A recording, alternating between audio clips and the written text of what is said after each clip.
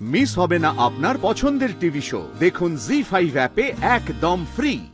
No tension মম, ও আমার প্রতি এমনিই খুব উইক। অর্পণকে আমার প্রেমের জালে জড়াতে খুব বেশি টাইম লাগবে না।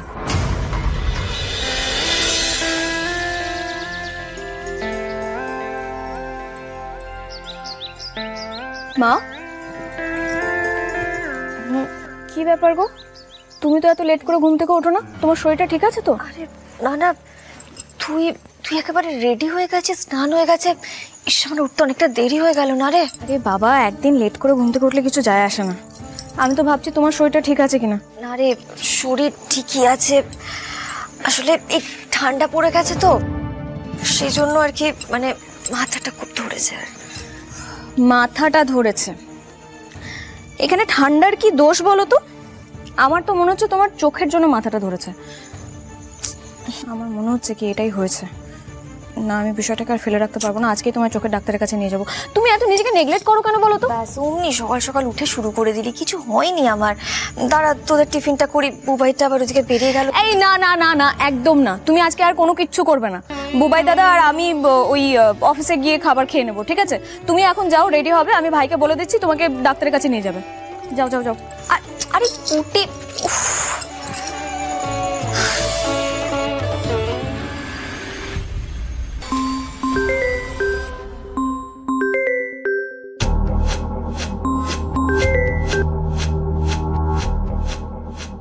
বলো বেবি। তুমি কোথায়?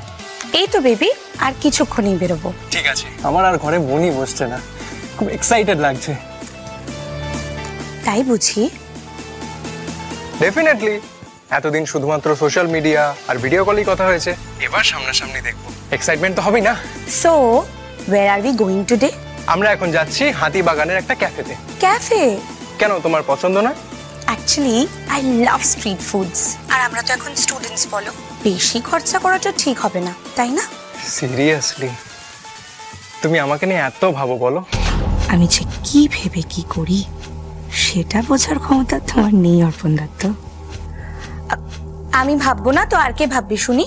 ঠিক আছে, তাহলে আমরা মিট করি হাতিবাগানে। একদম। বাই বাই, সি ইউ সুন।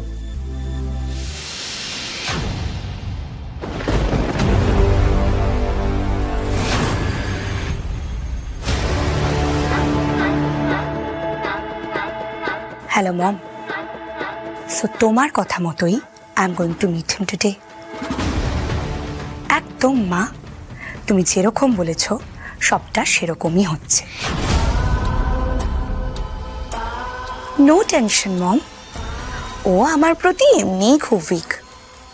অর্পণকে আমার প্রেমের জালে জড়াতে খুব বেশি টাইম লাগবে না। এমন ম্যাজিক করব যে ও আমার ম্যাজিকের ঘর থেকে বেরোতেই পারবে না। অবশ্য ছেলেটা একটু হাবাগোবা গোছের আছে। ইয়েস ইয়েস মম, তুমি একদম ঠিক বলেছ, ইউ কারেক্ট। সরল সাদাসিধে। তুমি ধরে নাও তোমার কাজ হয়ে গেছে।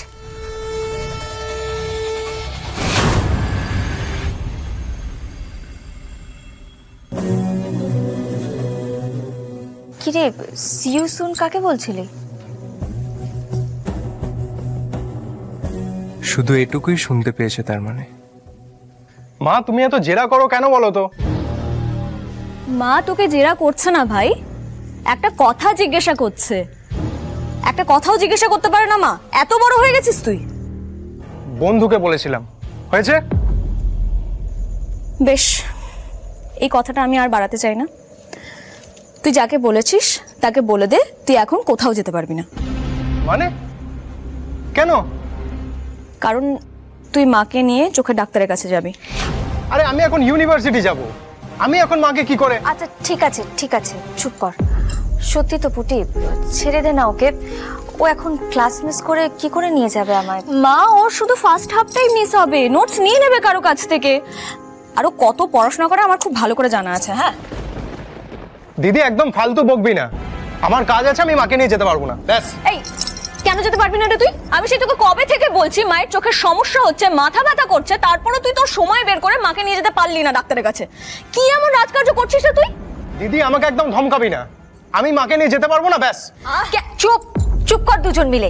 কি শুরু করলি সকাল সকাল? দিদিকে বলো, আমাকে কেন বলছো? আচ্ছা ভাই শোন, এদিকে এদিকে বস।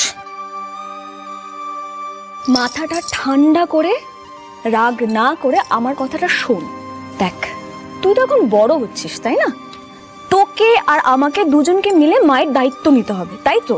মা যে এতদিন ধরে কষ্ট পাচ্ছে তাতে তোর কিচ্ছু যায় আসে না। আমি আজকে ইউনিভার্সিটি যেতেই হবে, ক্যান্সেল করতে পারবো না। এই, তোর ইউনিভার্সিটি যাওয়ার এত ধুম পড়লো কেন রে? কি ব্যাপার রে? অনেকক্ষণ ধরে শুনছি যে তুই আর তোর মা দুজনে মিলে এসে এখানে দাদু ভাইয়ের উপর চোটপাট করছিস, কেন? দুদিন আগে তো তোর মা এসে দাদু ভাই নাকি কোনো রকম পড়াশোনা করছে না বলে আমাকে 4টি বাজে কথা শুনিয়ে দিয়ে গেল। কি হয়েছে এখন? আজকে ছেলেটা নিজে থেকে ইউনিভার্সিটি যেতে চেয়েছে আর তুই ওকে ডাক্তারখানা যেতে বলছিস, ও যেতে পারবে না বলেছে বলে ওর দোষ হয়ে গেল? ঠাম্মি, মায়ের অনেক দিন ধরে একটা সমস্যা হচ্ছে, মাঝে মাঝে মাথা ব্যথা করছে, আর আমি এই সমস্যাটা ফেলে রাখতে চাইছি না বলে ওকে। হ্যাঁ, এটাই আমার কথা। বলে তুই ওকে কেন? তোর যদি মনে হয় যে মায়ের সত্যি সত্যি শরীরটা ভালো নেই, সাত সকালবেলায় মাকে ডাক্তারের কাছে নিয়ে যেতে হবে, তাহলে তুই যা। হ্যাঁ সেটাই তো, দিদি তোমাকে নিয়ে যেতেই পারে, একদিন অফিসে না গেলে তো চাকরি চলে যাবে না। থাক, চুপ কর তো তোরা। আমি একদম ঠিক আছে, আমাকে নিয়ে কাউকে কোথাও যেতে হবে না, যে যার কাজে যাও। না মা, তুমি একদম ঠিক নেই। আর সত্যি ঠাম্মি, তোমাকে না বলার মতো আমার আর কিছু নেই। ছোটবেলা থেকেই তো তোমায় দেখছি তুমি মায়ের সাথে এরকমটাই করো, কিন্তু তাই বলে ভাইও এমনটাই করবে? মা তো ভাইকে জন্ম দিয়েছে, ভাইয়ের তো মা। তুমি আমাকে বলো, ভাই যে ব্যবহারটা করছে মায়ের সাথে সেটা কি ঠিক করছে? পুটি, ভীষণ বড় বড় কথা বলছিস আজকাল। কি হয়েছে? কি হয়েছে? ও বলেছে যে ও আজকে ডাক্তারখানা নিয়ে যেতে পারবে না কারণ ও পড়াশোনা করতে যাবে। ইচ্ছে করে ছেলেটাকে অপরাধ বোধে ভোগানোর চেষ্টা হচ্ছে নাকি? মা চলো তো এখান থেকে।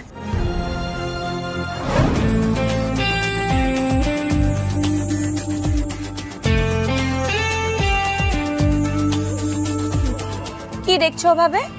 তোমাকে। আমি এখনো ভাবতে পারছি না, যাকে সারা রাত স্টক করতাম, রাতে রিলস থেকে ঘুমোতে যেতাম, সে আজকে আমার সামনে এইভাবে দাঁড়িয়ে। সবকিছু কেমন স্বপ্নের মতো লাগছে। হ্যাঁ, নো বেবি, এটা কোনো স্বপ্ন নয়, ইটস রিয়ালিটি। আমি সত্যি ভাবিনি তুমি আমার ফ্রেন্ড রিকোয়েস্ট অ্যাকসেপ্ট করবে, বাট যেদিন তুমি অ্যাকসেপ্ট করলে সেদিন আমি আমার পাড়ার 4টে বাচ্চাকে খাইছিলাম। বোন, তুমি সত্যি খুব বোকা। তুমি ভাবছো তুমি আমাকে ফ্রেন্ড রিকোয়েস্ট পাঠিয়েছো, আমি বহু পরে হলেও সেটা অ্যাকসেপ্ট করেছি। কিন্তু তোমার মতো একটা অর্ডিনারি ছেলের সাথে এত কথা বলছি। But the game is something different. Basically it's a trap. ZEE5 download করুন আর সব এপিসোড দেখুন একদম ফ্রি।